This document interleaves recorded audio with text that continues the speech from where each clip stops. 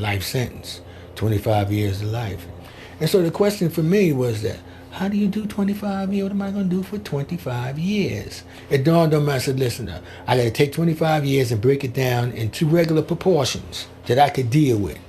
So I chose the 5 years. And that way I didn't feel the whole weight of 25 years looming ahead of me, that I had to carry around all the time. I just concentrated on the 5-year period that I was doing my sentence, yeah.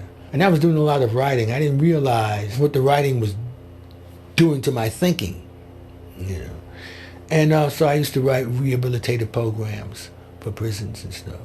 Long terms were coming in with 25 years, 30 to life and all that, to come to my class to learn how to do the time, I wrote a manual for long termers and stuff. And I read a book, and this book changed my life. Book by Pablo Freire. He wrote a book called Pedagogy of the Oppressed. And it changed my life. And so I began to realize that a lot of things I was doing was because of the situations I found myself in. And so the whole thing became about, how do I change conditions? How do I change prison conditions? That was my whole thing. I wanted to change this. When I stopped going to the Pro Board, I had started having classes specifically for people who would never get out of prison. They're never going to let me out. I can see it now. So I'm here with you, And I would teach programs. We'd do studies and develop different programs, things for them to do to build worth into their sentence. Well, returning to the community is not an easy matter because people remember this guy as the guy who committed the crime against them.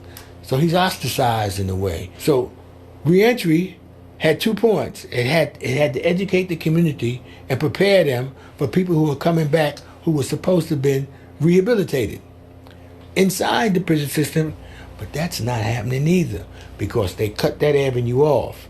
It's no longer that you can earn your way back to society. Everything you apply for, every social service every quality of life advancement you want to make, you apply for, you got to check that box that you got a felony, out of here. Then they said there's mass incarceration, but too many people, we have to reduce that and stop that. How do we do that? There's only 2 ways. Decrease the amount of people you're putting in and increase the amount of people that's coming out. The front end, about decreasing how many people go in, a lot is being done now. Instead of sentencing the person to prison, we find better ways of dealing with him in the community while he's still in the community. So it doesn't reflect on his family or his future generations. It just gives him an opportunity out here to do things. I honestly believe this. I honestly believe that the prisons can change, but it'll have to be a transformation. Transformation is that you sit down with the controlling powers of the system you want to change, with the Department of Correctional Services. And you say, listen, change needs to take place. Prisons serve the community. Prisons, when a person is sent to prison, the prison has the obligation of making sure that he gets all the social changes and mental and cognitive changes he needs, that when he returns to the community, all right, he's a person who come back and bring goodwill to the community and become a regular functioning person of the community. There's a huge spike in the percentage of older people in our prisons. We have nursing homes in our prisons. People don't know that. The average prisoner now is going over 50 years old because we give him too much time. We sent a guy 25 to life when he's 20. He goes to the Pro Board and he's going to go 2 or 3 times to go home. He's in his 50s when he's released. And his view of the future is very dim when you're 50 years old. Well, the mission of our new institutions that will take the place of prisons should have this mission, that we should build attainable futures for people. That's the job of faith communities. That's their calling, is to deal with those people who are condemned and abandoned. So we need people from the community to go inside. And so that's how I see my job. When I see that they have problems, I go into the community and get the community. Lawrence, Larry, Luqmon, White. 87 years old. I've spent 32, 33 years in prison. While I was in prison, I found myself. So I was talking to other advocates, and they said if you really want to know the truth of incarceration, there are two people you need to talk to. One was Eddie Ellis, and the other was Larry White. Larry, he was more of like, the second coming of Malcolm. You know what I'm saying? The Malcolm after he went to Mecca. How would I describe Larry? First thing that comes to mind is a good soul. He is a good man. I met guys at Sing Sing who knew about Larry. Kids who were not born when he was in prison talk about him. How does that work?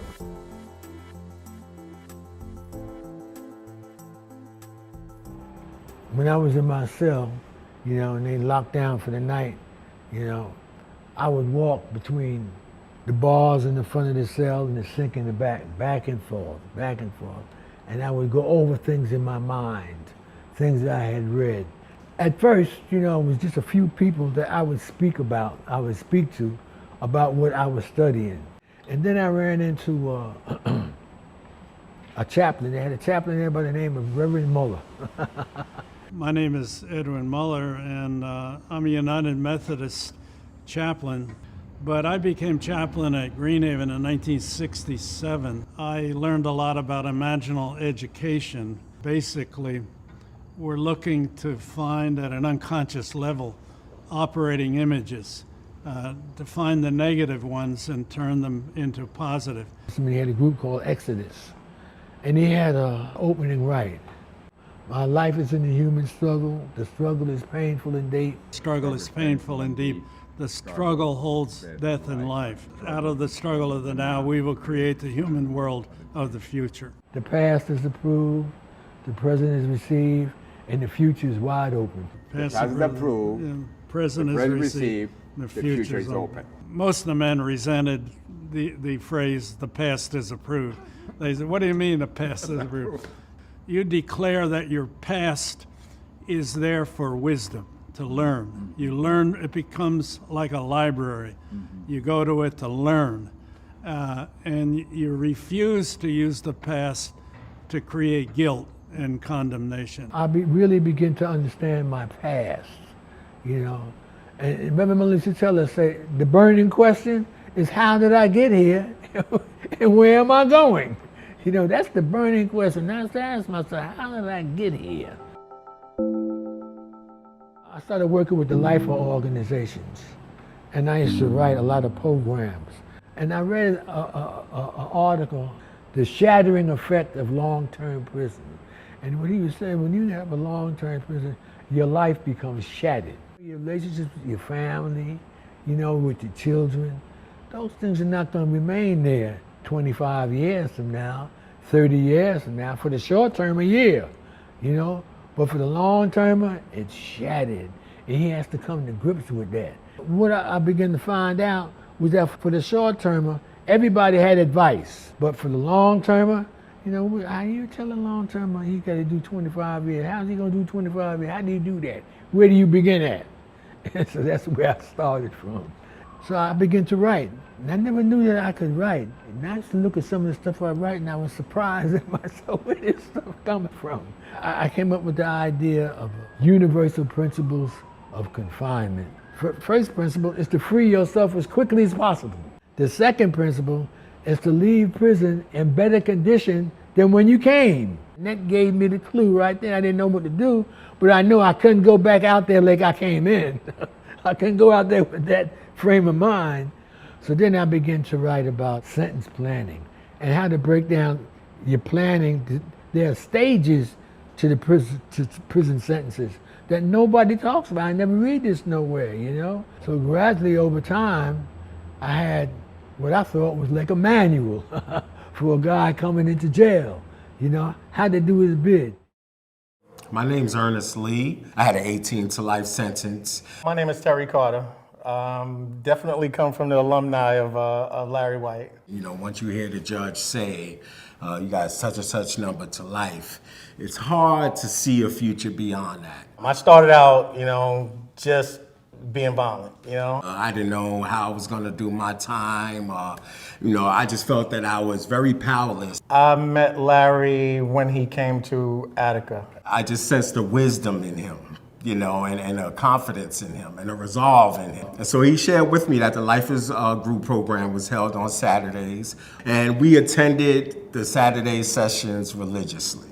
We internalized so many concepts. I just remember being in his class and being, enamored with his, way of doing things. What Larry White did was encourage us to take self-stock, to see where we were in our lives at the time, to begin to map out your incarceration and how you chose to spend it. First of all, he taught us to work with anybody who can help you. Larry White was very effective in bringing together the Muslims, the 5%ers, the Latin King, or even to the Blood. I mean, he even had the leaders of many of these groups come into the Saturday Lifers Group program. It helped to create a unity based on our social circumstance, and as a result, a decrease in violence and conflicts between various groups that exist within the prison system. Time went by and it came time for me to go to pro board, and I'd go to pro board, man. It was almost like don't even sit down. Don't even bother. And they hit me with the first two and the second two, and it began to dawn on you, they ain't never gonna let me out of here. I had reached the point where I thought I didn't want to go to pro board no more, So I said, I ain't going, So I was over in school. I used to teach over in the school. And the officer in my block, we got along good, He came over there. He said, what's this I hear you ain't going to pro board? What you mean you ain't going to pro? I said, man, it's wasting my time. It hurts me. Say, go. Maybe they'll look at the work that you did. They ain't never looked at all the work that you did over the years in here, Say, go. So I went to pro board. And sure enough, they had all the stuff there, they read the stuff and say, you did all this work? Yeah, so we're gonna let you go home.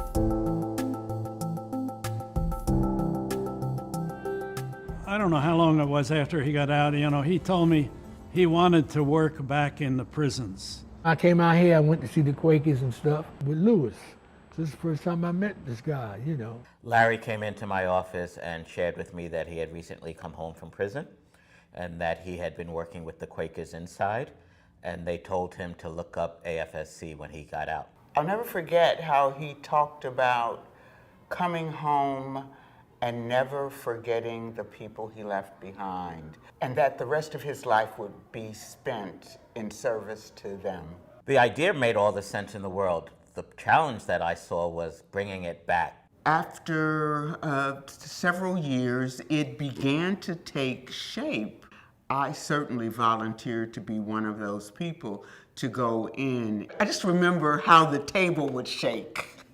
Larry would be boom, boom. And he wanted to make sure everybody got it, that this is no joke, that this is real, and that it's important. Boom. Hopeless for Lifers is in a clear, concrete form now. It's been put in a book form. We've turned the manual into an electronic document, and it is now available on the Department of Corrections across the country's J-Pay system. The idea, I think, will expand. We've been given permission to run it out of 4 more facilities. Larry's concept has become a foundation among lifers. Many of the individuals who already went home helped to establish transitional programs for those previously incarcerated. I think the fruits of it is evident every day, and I'm one example of that. And it's not like he's not the Pied Piper. That's what I love about Larry. A lot of people who do this get that bully pulpit, they get that microphone, and they want you to get behind them, and that was the difference between Larry. Larry want to give you, some knowledge, and it ain't about me. I don't even care if you even see me. Do this, do this here, do it home, and keep doing it. Prison's a reflection of our society, how we lock people up. So Hope Lives for Life is a reminder to us, we need hope. All of us need hope. I need hope. Hope is a necessary ingredient. And you have a Larry, you have, Reverend Muller and others who are saying, we're not going to throw people away.